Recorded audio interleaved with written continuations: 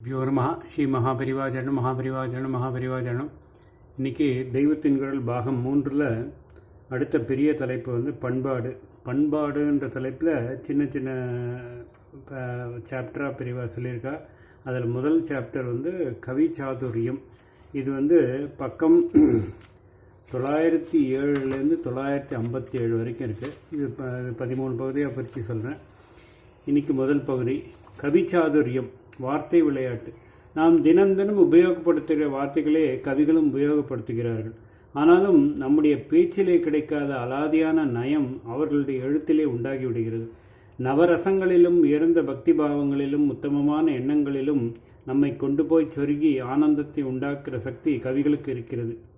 அலங்காரம், இதை தமிழில் அணி என்று சொல்வார்கள். அப்படி அலங்காரம் பண்ணினால் எப்படி சுமாராக இருக்கிற ஒரு பெண் கூட அழகாக ஆகிவிடுகிறாளோ, அதே மாதிரி இந்த கவிகள் நாம் சாதாரணமாக உப்புச்சப்பில்லாமல் உபயோகிக்கிற வார்த்தைகளையும் கருத்துக்களையும் தங்களுடைய சாதுரியத்தால் அலங்காரம் பண்ணி அழகான கவிதைகளாக காவியங்களாக ஆக்கிவிடுகிறார்கள்.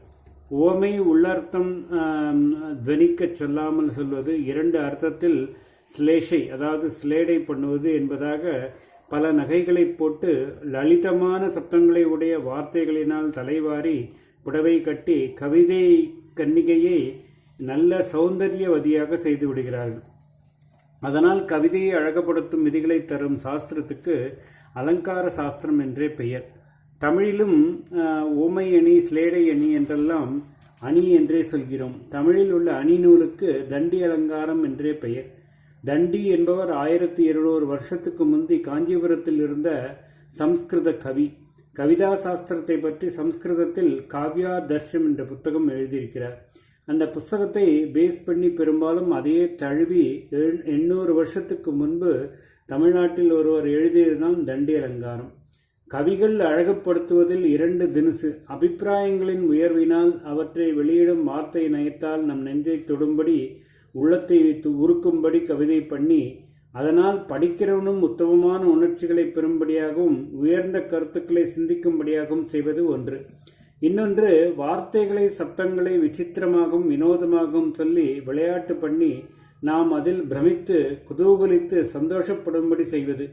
இதிலே மனசை உருக்கும்படியாகவோ அறிவில் நமக்கு சாஸ்வதமாக உயர்வு தரும்படியாகவோ எதுவும் இருக்காது. ஆனாலும் ஒரு அபிப்பிராயம் நம் மனசில் நன்றாக பதிவதற்கு இது உதவுகிறது. அதோடு கூட வார்த்தையை வைத்துக்கொண்டு கவிகள் என்ன வித்தை பண்ணியிருக்கிறார்கள் என்று பார்த்து ரசிக்கிற போது அநேக வேடிக்கை வித்தைகளை பார்த்து நம்முடைய வாழ்க்கை கஷ்டங்களை மறந்து ஆனந்தப்படுவது போன்ற ஒரு இன்பம் ஏற்படுகிறது. அதனால் மகா கவிகளும் கூட அபூர்வமாக அங்கங்கே இப்படிப்பட்ட வார்த்தை விளையாட்டுகளை, அதாவது வேர்டு பிளே என்றே இங்கிலீஷிலும் சொல்வதை செய்திருக்கிறார்கள். ஒரு அர்த்தம் சரியாக தெரிவிக்க தெரியாமல் கண்ணாபின்னா என்று நாம் வார்த்தைகளை சொல்கிறோம் என்றால், அதே வார்த்தைகளை அவர்கள் நூதனமாக அர்த்தம் கொடுக்கும்படி சொல்வதை பாராட்டத்தானே வேண்டியிருக்கிறது.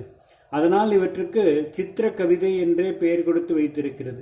சித்திர கவிதையில் வார்த்தை விளையாட்டால் அர்த்தத்தில் சாதுரியம் செய்வதை அர்த்த சித்திரம் என்றும், சப்தஜாலம் மட்டும் செய்வதை சப்த சித்திரம் என்றும் சொல்வார்கள். கண்ணா பின்னா என்பதே ஒரு புலவர் நூதன அர்த்தம் கொடுத்து அழகப்படுத்தியிருக்கிறார்.